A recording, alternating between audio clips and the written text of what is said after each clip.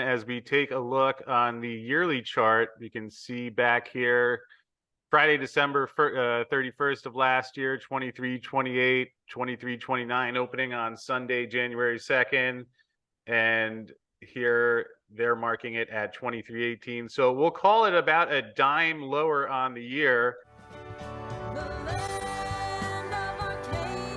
Well, hello there, my friends. Chris Marcus here with you for Arcadia Economics as we continue to cover the exciting and volatile times in 2022 that we've seen in the silver market. Amazingly enough, we're recording on Friday, December 2nd, and with the latest silver rally, actually close to being flat on the year, which given some of the ups and downs that we've seen the past couple of months. Hard to imagine, yet that's where this rally has taken us back to. And quite fortunate to have Steve Cope, my dear friend of Silver Viper, joining me again on the show to go through some of the latest developments. And Steve, nice to see you again. How's everything going with you today? Yeah, it's going well, Chris. It's good to be on, and that is rather shocking. It feels like we've gone through an absolute gauntlet this year to sort of be back to almost level on the year is. I mean, it's a good feeling. This last couple of weeks has been certainly interesting and overdue in our sector. Yeah, and perhaps one of those years where if we had just been able to hibernate as silver investors for a few months, maybe would have passed through some of the angst.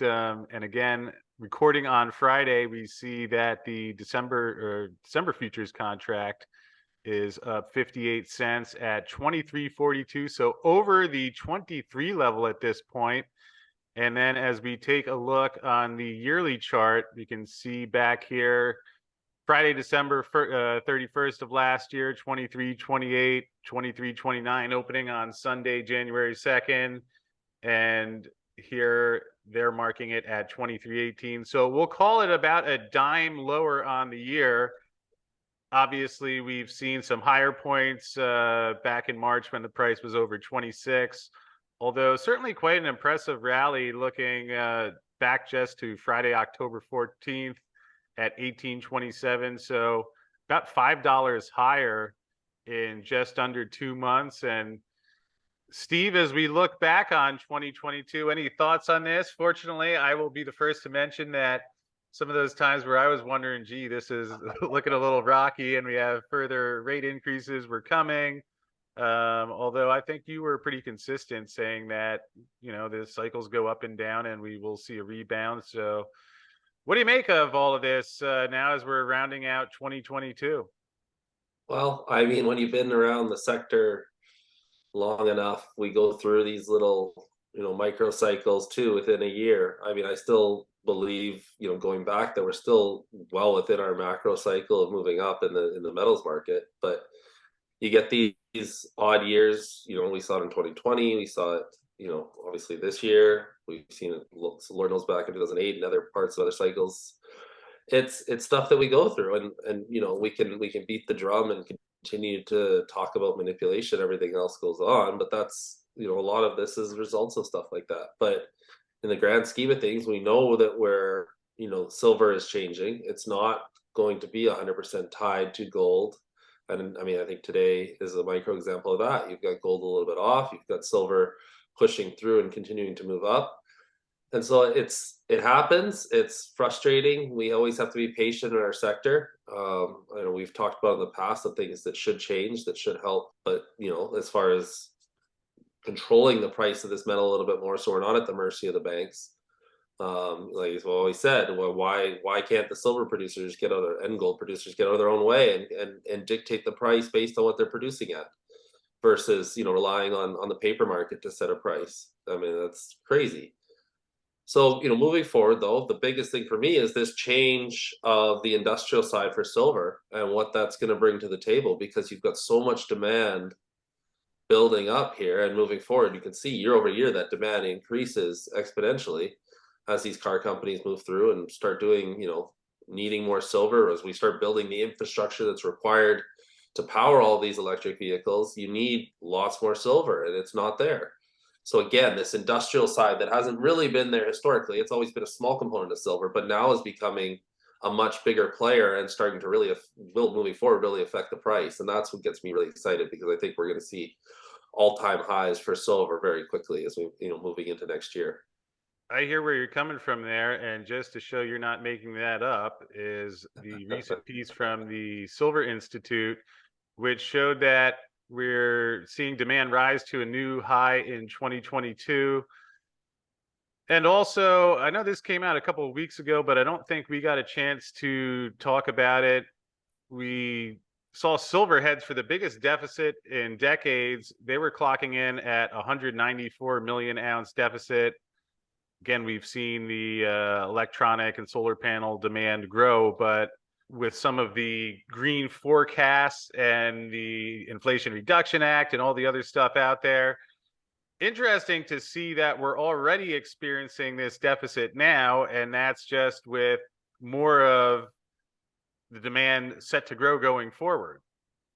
Right. And then you haven't really, yes, we're more people are buying electric cars, and that's a nice component to it. But the infrastructure side is the far bigger component. I still haven't seen someone lay down the number of what that looks like, as far as the infrastructure that's needed to build new power line corridors, to build new dams, to build new facilities that are going to power all of these vehicles. And it doesn't exist. It doesn't exist in British Columbia. Here we have cheap hydroelectric. They talk about having to build, we have their Site C dam projects, our big hydroelectric project that's getting built, and it was hard to get one done. And they need 5 or 6 more of those just to power, if everyone even remotely started thinking about electric. And then you've got to build the infrastructure and the power line corridors and everything else need to be upgraded. There's just so much that goes into it. And I haven't even seen that demand silver number built in. But it's, again, if we're up 17% from last year this year, and I think we're barely scratching the surface of what's going to happen if you even, take half of the population to electric vehicles. It's just the infrastructure doesn't exist there. Right now, you're still looking at, if you want to drive from lower mainland here in Vancouver to the next largest city in the province, 4 hours away. And they were, on weekends, there's multiple hour lineups for the Tesla charging stations just to charge these electric vehicles. There's you need multiple, mass amounts of these charging stations to be built so people are able to do that conversion and not have to sit there and wait hours and, for charging and various things just in line before they even get to plug in. So there's so much more that's needed. And we're, like I say, we're just starting to scratch the surface here as these things, get done. But it's not, it's silver, it's nickel, it's cobalt. Those are great for the battery side, but you need copper, you need silver, you need, in the infrastructure side, it's so important. And we don't have the supply. Well, obviously, with what you're doing at Silver Viper and out exploring and developing projects, you're one of the people that I think would be well served to answer this next question. But what kind of silver price do we need before you really see a lot more capital investment getting out there and developing and finding and bringing new projects to production? And how long do we need to see that for? Obviously, if silver shoots up a couple of bucks for a few days and then comes back down, changes thing. But is there a particular level in your mind? Obviously, not a set number for everyone who's out there, but where do you think we have to see the silver price go to really get some more production back online in the next couple of years? It's tough. There's not a lot in the, like I said, when we've talked about this and your audience has heard it across your conferences, but there's not a lot out there with silver price moving up where you just ramp up production at existing mines. You'll get some, and I don't know, again, 25 to 30, you're probably getting into that range where guys will, if it's consistent, they'll start ramping up, or they'll go after some of their lower grade stockpiles and different things, or higher. But the price, as far as getting money spent on exploration, I think these companies want to see that they're profitable. That's the biggest thing is, it's driven me nuts in this sector since I joined it. And it's gotten a little bit better, from just the plain cash cost number, which was the biggest joke. The miners say, oh, my cash cost is negative. It costs me less to produce because they're talking about byproducts, but they don't the stuff that's never been factored in. And now we've progressed as an industry and now we have all in sustaining costs, but it's still not the right number. It's still, not that number that allows that. It's not based on the business, it's just based on the project at that point. So it's ignoring CEO salaries, it's ignoring head office, it's ignoring marketing, it's ignoring everything else that goes into these companies. And so, people say, oh, look at their all-in sustaining costs, it's great, but then show me their cash balance, and their cash balance is going down quarter over quarter. So the real number, you need these companies making money so they can redeploy that capital to the juniors, because the seniors are terrible explorers. They don't find new deposits for the most part. They're good at drilling out a deposit once the juniors found it, and they're good at building the mines and having their engineers, but they're terrible at making discoveries and finding new projects. And that's where our end of the industry has always been. The good companies on our side make the discoveries, and we de-risk it until the point that the big mining companies come in and buy it, and they're always willing to pay way more money because they just don't have the time, the capital, or the expertise to do the exploration properly. So we need to see that money start pouring back in from the majors. We've seen tidbits here and there as they've done some strategic investments and done stuff, but it's still at a very low level. And as their reserves deplete, the pressure becomes more and more on those mining companies, from their board, from their shareholders, to what's coming next, what's coming next. And so some of them are buying, other assets to do that and take care of it. You're seeing the starts of some M&A, but way more has to go into the exploration side and start finding new, companies to bring along and make new discoveries. And silver is harder and harder. Most silver typically occurs high up in the earth, close to surface, and most of those deposits have been found. And then when you tie in political risk around the world right now and what's happening, there's less and less jurisdictions that these companies want to be operating in, which is also shrinking the supply of silver and potential for new projects to come online. So you're either going to have silver prices skyrocket and hold new gains, and you're going to start bringing on the subpar assets that people have drilled but never would have cut it and are just sitting there on the sideline.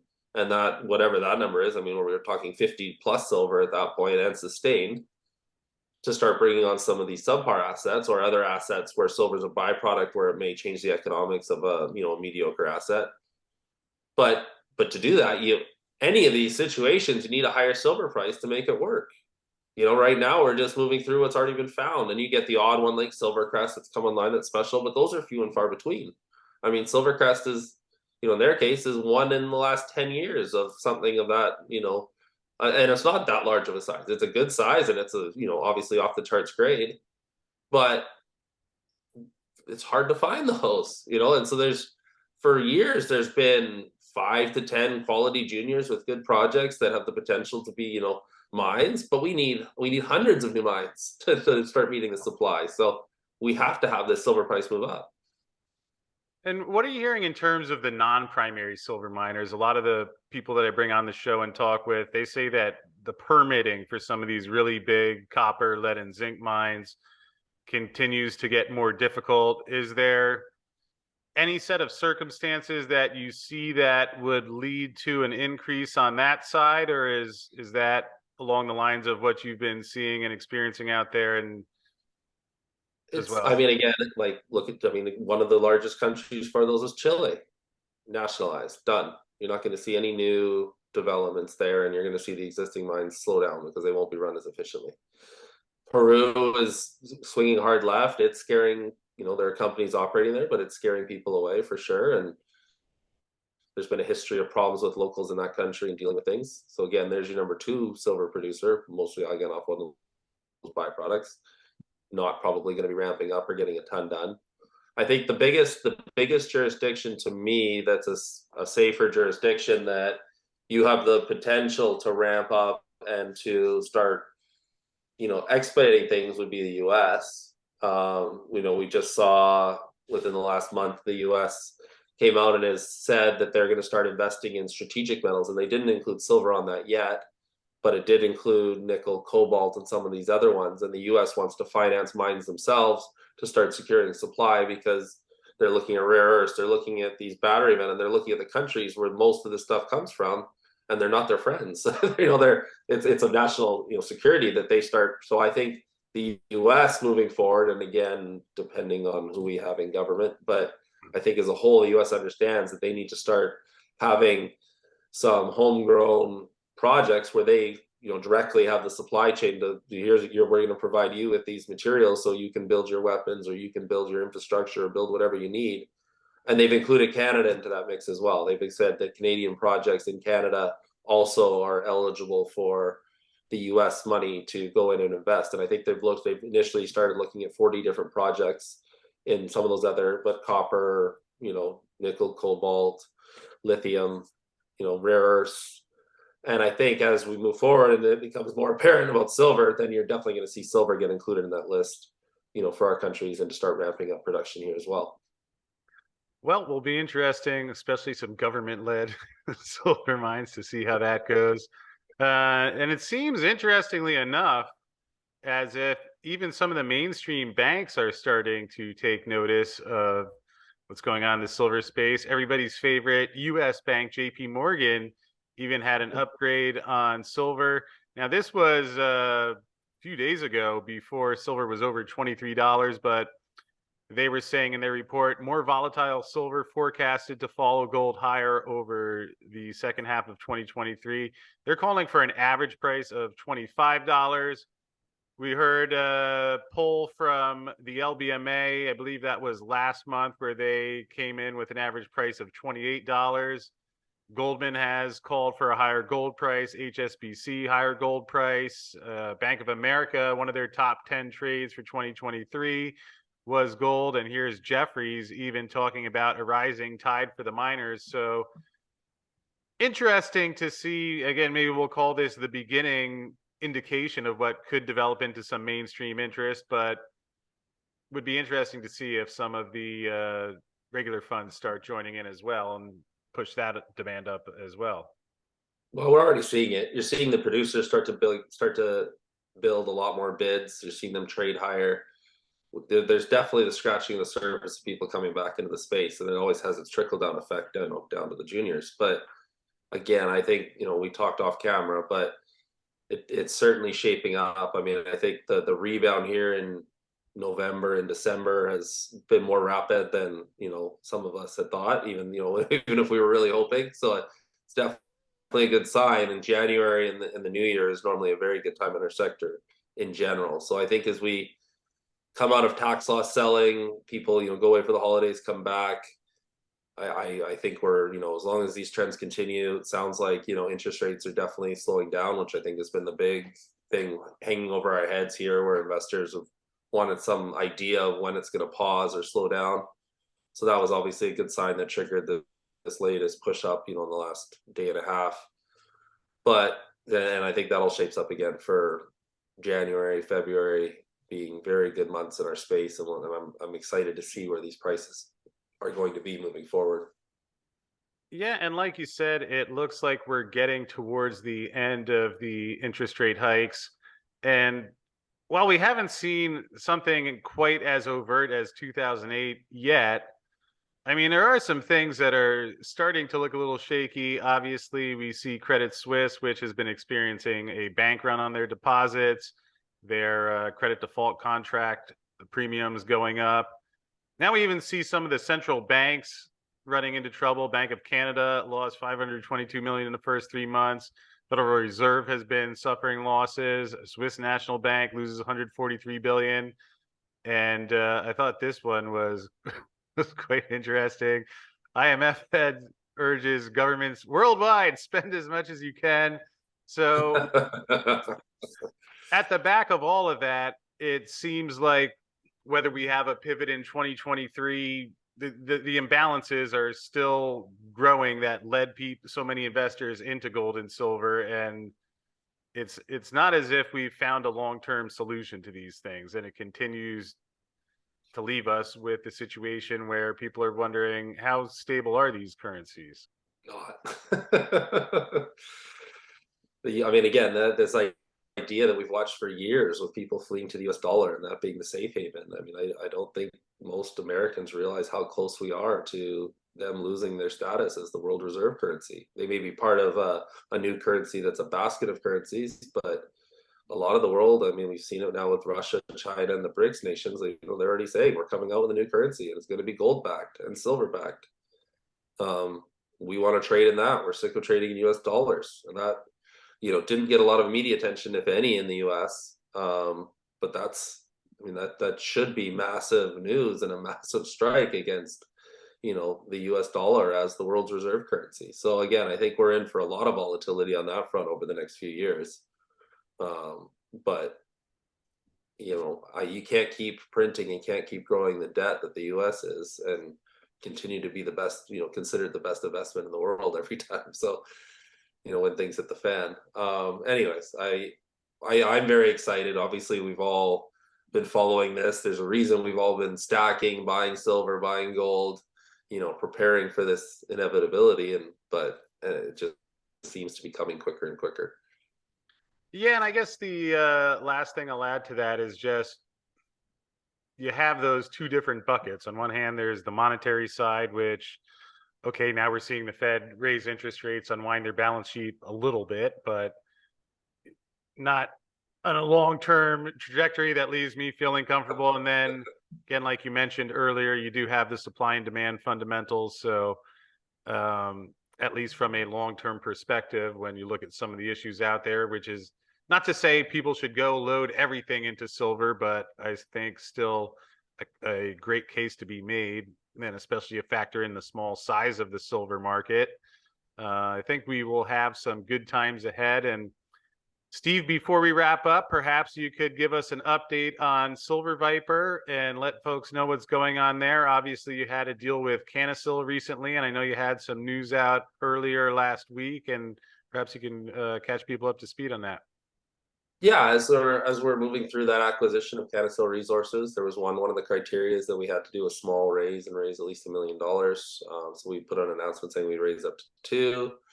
We're currently, working through that and would invite anyone who's interested to reach out, and we'll make sure they can participate through a subscription agreement. But we're going to get that placement done. We'll close the deal. Looks like by December 20th, and which we'll be signing in the definitive, and then the whole thing, will close after the shareholder votes and everything else in the middle of February.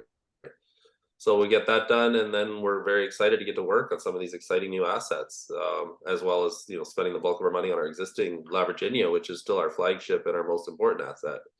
But there's some very obvious, easy targets on some of these projects that look, that have already produced some pretty spectacular grades and good widths. Nora and Esperanza in particular from their group of projects, but they've got 10 projects that are highly interesting.